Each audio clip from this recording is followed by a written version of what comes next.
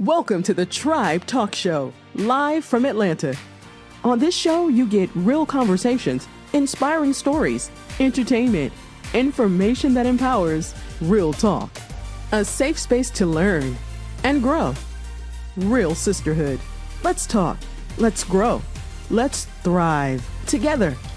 Join the tribe. And now, here are your hosts, Tendai and Grace.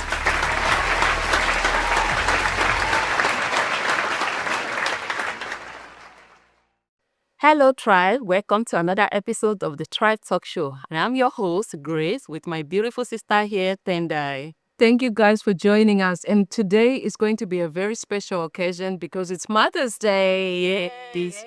Happy Mother's Day too. I think it should be Mother's Day every weekend. Every day. All right, you're talking about it should be Mother's Day every day. It's not an easy task. Yeah. Motherhood is not an easy task at all. Yeah, but before we go ahead, I just wanted to say thank you guys. You guys have been so awesome. Thank you for the support. We're getting your emails. You guys are engaging on social media. So if you haven't already done so, please follow us. We are Tribe Talk Show on all social media. And if you want to be a guest on the show, if you would like to promote your business, promote your music, promote your clothes, anything that you're promoting, we would love to have you. This is a show for us African women. So feel free to come. You can email us at mytribetalkshow@gmail.com. And in honor of Mother's Day, I thought we'd talk about motherhood, but we also have a special guest coming up, Dr. Akinyela, who is going to be talking about relationships, especially relationships in the diaspora. So, yes, a very important topic that we're excited to share with you guys. So, let's talk about motherhood. First of all, we want to wish our mothers a very happy Mother's Day, and to all, grieving mothers, to all the expectant mothers, we wish you a happy Mother's Day too. Because I said that because I know that this one is really difficult for you. yeah. This is your first Mother's Day, your mom being gone last year. And how do you feel? To be honest with you, it's been a very difficult time because, it's just like when you get married, you have a lot of firsts. When you lose a parent, you have a lot of firsts. You have first Christmas alone, first birthday alone, first Mother's Day alone. I think I have decided that I'm going to honor my mother instead of as much as I want to curl and cry all the time. I always remind myself that I'm my mother, and I always remind myself that Nia and Tashi are my biggest priority, just like I was a biggest priority to my mother. So I don't want the rest of my life to be all about mourning. I don't want my children to think that, oh my God, Mother's Day was such a depressing time because mom would get depressed. I want it to be a happy time. And I know my daughter has booked me and her to go on a little date. So I'm really looking forward to it. But in honor of my mother, I have met your mother, and your mother, just like my mother, raised 7 kids. Yes. So I think you need to honor her today because she's like my adopted mother now. Absolutely. You know what? I have such an amazing mother. And I don't know how she did it because I didn't fully start to appreciate her as such until I became a mother myself. Yes, she raised 7. 7. Can you imagine that? I'm raising 3 and I'm struggling with age. I'm losing my mind. Yes. My mom has been my rock right from the beginning. I wouldn't know what I would do without her. And I'm just so thankful for being so blessed with an amazing mother like that. She's a prayer warrior. She's my best friend. She's my soulmate. I mean, like, my mother has been my rock right from the beginning. She raised her 7. She's raised so many grandbabies. I know. And she's raised my 3, I don't know if you know how lucky you are that your mother can up her life from Nigeria. You're so spoiled for her to come, because I feel like a lot of things that you have achieved in life has been because you don't have to worry too much about the children. Absolutely. That flexibility that she gave me the wings to be able to fly, because I don't have to worry about babysitter. I don't have to worry about nanny. I'm always rest assured that they are well taken care of. And, she spoiled us, even up till this moment. Yeah. I'm so spoiled because she traveled not too long ago. And I tell you, I was miserable. Those number of months that she was gone. So I was just so happy to have her back. Mm-hmm. And how has it been like for you, especially being a mother in the diaspora? Because I think it's a totally different topic when you're raising kids in Africa. You have a whole village, and then when you come here, no one cares about babysitting for your children. Don't even get me started. Because before my mom came, I had my son, my first child. And when I tell you, it was so difficult. Because back home, when you have a baby, you have your whole community. Yes. They help you, they support you, they cook for you, they help you with the baby, so you can rest, you can sleep. But finding myself in this situation where I was by myself, no help, no experience, no nothing. I was miserable, I was tired. Some nights, all I needed was just want somebody to take the baby And so I could get a couple of hours of sleep. Yeah. So it was really, really difficult. Yeah, and I experienced it both because my son was born in Zimbabwe. So in my Zimbabwean culture, when you're pregnant, especially with your first child, when you get to about 7 months, they send you to your parents' house. So I went back home and I was with my sister. My sister became like my sister Vimbai. She's like she wants to be my mom so bad. Mommy. Yeah, but if I tell you I didn't see my son, I only saw my son when it was time to breastfeed. And sometimes I'll be sleeping and they just bring him, they put him there. You don't know how good you had it. As soon as he cries a little bit, my nieces Mel and Trish will be in the room grabbing him. But when I had Nia in the UK, that's when I saw that Jesus Christ, there was literally nobody.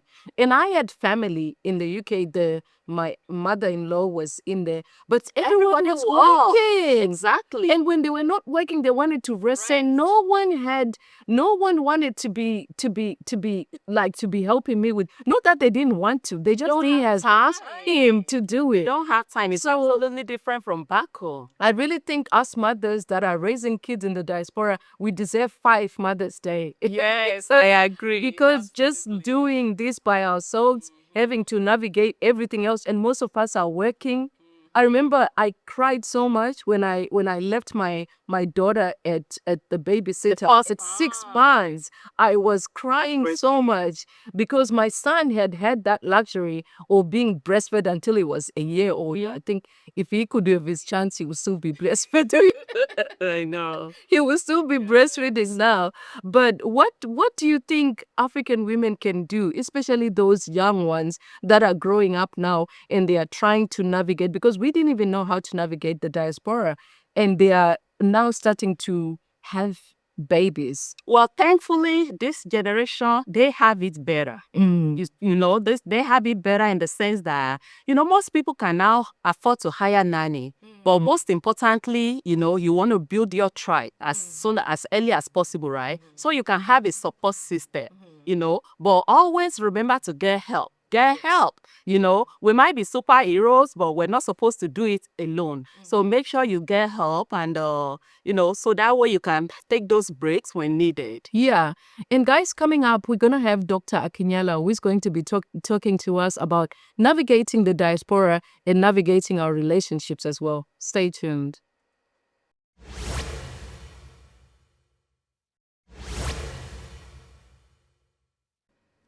Hi guys, and welcome back. And as promised, we have a very special guest. It's not true that in the diaspora we don't have our older people that are leading us. I was so honored when I discovered you because I felt like, oh my God, we have a dad, and we have Dr. Akinyela in the house, and we're going to carry on our conversation on mental health in the diaspora. And we're so honored to have you. But before we start digging deeper, do you mind just telling our audience about yourself, what you do, and your expertise? Okay. Well, my name is Makungu Akinyela. I'm a marriage and family therapist. I am private practice in Atlanta, Georgia for the last 32 years or so. I'm a marriage and family therapist is a psychotherapist, similar to psychologists, social workers. It means that I'm better trained in that I can work not just individuals, but with couples. I work with whole families. And I always think about the problems that people bring to us as not being inside your head, which is what a lot of Black people get afraid of, right? They're afraid that you're going to try to get into my head. But I believe that the problems that we have are in our relationships. They exist somewhere between me and you. And that if we look for the problems in the relationship, those relationships either help or hurt people from getting where they want to be. And so what I do is I help people decide what stories they want told about themselves and how those stories give meaning to their lives and help them feel significant in the world. That is so wonderful. And how do you think that pans out, especially with us being African and coming from a culture where we don't really discuss matters? We kind of like rub everything under the carpet. Well, I'm glad you asked that. As you know, I'm an author. I have a book that will be published by the end of the year just about those questions about what's the difference between, say, going to a counselor or a psychotherapist, say, for European and for African people. I think one of the most important things is that our people have been afraid to go to see a therapist or go to see a counselor because it's always like being in foreign territory. It's like being in some strange cultural place. But traditionally, we've gone to our healers, we've gone to see elders, we've gone to our religious practitioners, those people that made us feel at home and comfortable. And so, what's important, I believe, is that any healing mental health space for Black people these days, no matter where we're from in the diaspora, is to make it feel like a safe space that's familiar. And so, one of the things that I focus on is one of the ways that we deal with healing and deal with telling that story that I talk about. We're oral people, we talk. We use proverbs. We use songs. We use ways of communicating with each other. We talk sometimes without our mouths, just with our eyes. Wow. Of course. Is that You know, there you go. And by doing that, by being able to create safe spaces so that when Black people come into those spaces, they feel at home, they're much more likely to be open to sharing their problems because they can trust that this person who's witnessing their story is going to be someone who really is interested in their lives and not just seeing them as another object, which is how, unfortunately, because of colonialism, that's how we've been looked at by our oppressors. We've been looked at as just objects in the room. But when we're amongst ourselves, we see each other as fellow brothers and sisters, as human beings. That's how we create the safe spaces for the mental health healing that we need. We don't always have the religious leaders or even the elders or the healers anymore. here? But we now can have people who are trained to think about our mental health, our spiritual health in ways that can be healed. Does that make sense? Yeah. Does make perfect sense. Now let's talk about marriages. Think that's one of your areas of expertise, especially African marriages, especially Africans in the diaspora. We're seeing rates of divorces than we used to than back home. What do you from experience? What do you think how do you think this is happening? What do you think is causing it? I mentioned this a little bit a few minutes ago. We live in the context of the colonized world we were born into. And even those Africans who are here in the diaspora, they are facing the same. I have a meme that I put up. I said, are you feeling a little disgruntled? Right? Are you feeling irritable? Are you feeling as if life is not going well? It's not you, it's capitalism. Right? We get affected by the realities of. And so whereas in the best of our traditions at home, right? Yeah. Before the invasion of the Europeans, in the best of our traditions, we had rituals, we had customs, we had systems that helped us to understand how we fit into the rest of the world. Yep, that's Right? true. But now, particularly at this stage in the diaspora, living under a world, and we have to always be honest, not only is it a capitalist world, it's a sexist world, it's a racist world. All of those things impact our relationships, right? And so wherever I remember reading this piece once about, it was Chinua Achebe's Things Fall Apart. Oh yeah, that's Right. very And one of the things that gets talked about in there is before the colonizers came, right? women control the market, where women control the market and men may work in other areas. But once the colonizers came, they took away those works. And so they saw men sitting around and so they said, oh, those African men, they're lazy, right?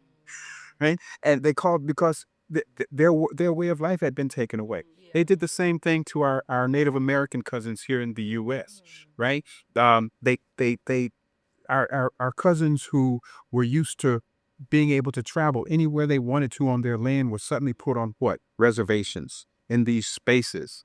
And in those spaces, they couldn't live out the light that they had been used to, that their ancestors had given to them. And so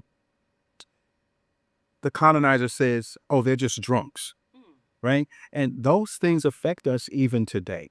And so sometimes it's hard for us to figure out how to live under these conditions. Now, so for instance, what you get is sometimes because of things like sexism, and whatnot, it's hard for men to realize that, and it's hard for us to hear, women don't need us anymore. Yeah. Right? And that's okay. Right? But what do I mean by that? Whereas before, maybe our ancestors, the way that people decided to get married was, men said, I need a woman who can cook, who can have lots of babies because we need lots of babies to work this farm. The woman who can cook and who do these things. Women said, I need a man who's strong enough to protect me from other men, a man who's able to work that farm. Right? Now, even if a man can't cook, Waffle House is open all night. Absolutely. Right? If a woman needs protection, particularly here in Georgia, you can get a Glock with just a driver's license. She did too. Right? And so the truth is, we don't need each other in the ways that our ancestors often needed us, but we act as if. So men think that they can control women because women need them, for instance, right? That no longer fits what we need. I believe, for instance, that the best thing that we need for a good and a lasting marriage these days is a strong friendship. And sometimes people don't know how to be friends with the people who they say they love. Hold that thought, doctor. We're going to be right back.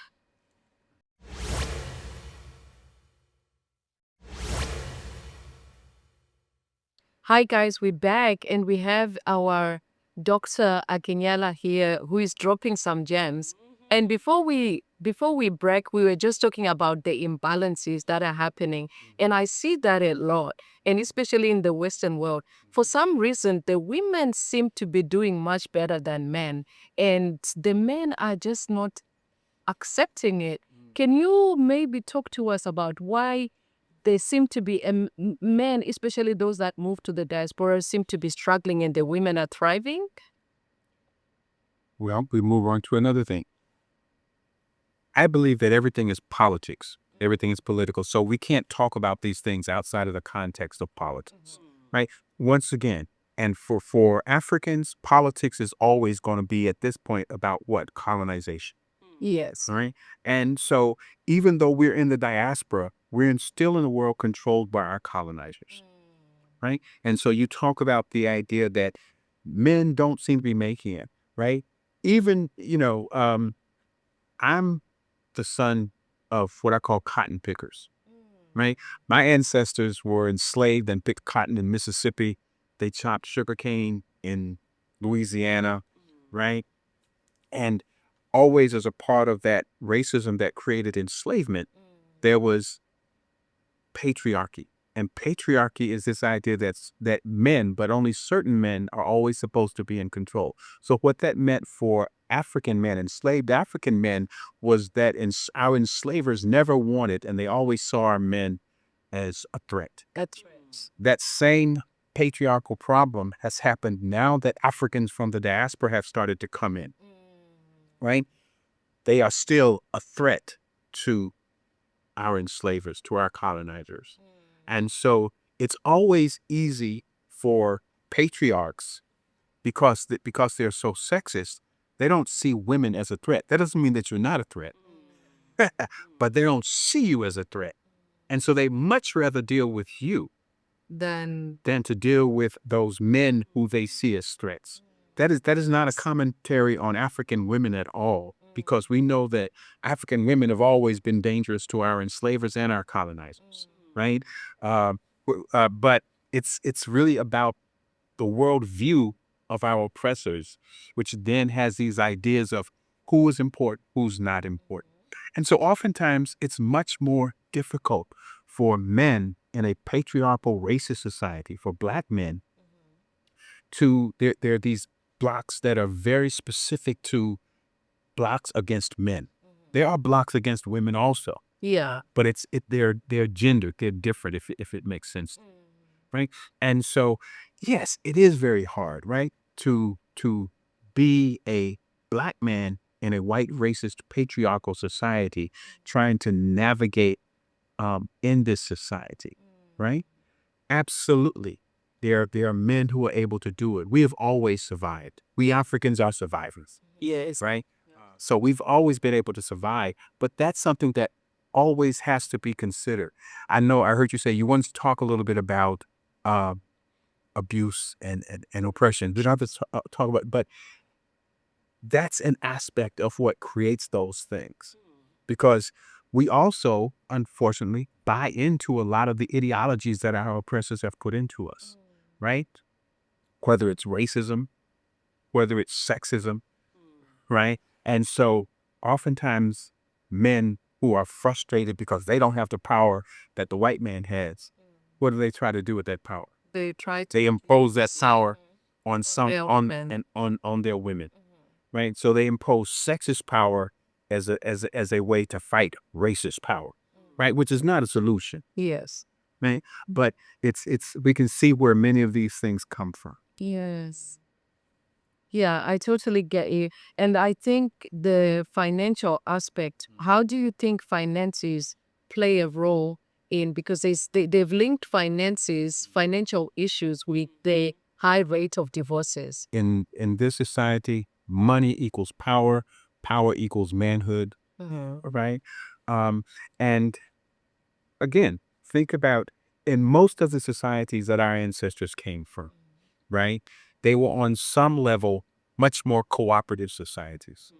They were societies in which there was very little poverty or very few poor people, because there was a space to make sure that everyone got fed, everyone was taken care of, right? These were not perfect societies. I tell my students, I teach at Georgia State University, right, that we should never valorize our ancestors, our African ancestors, as if somehow African society before the colonizers was absolutely perfect. It wasn't, right? But at the same time, it was much better before the colonizers came than it is for us now.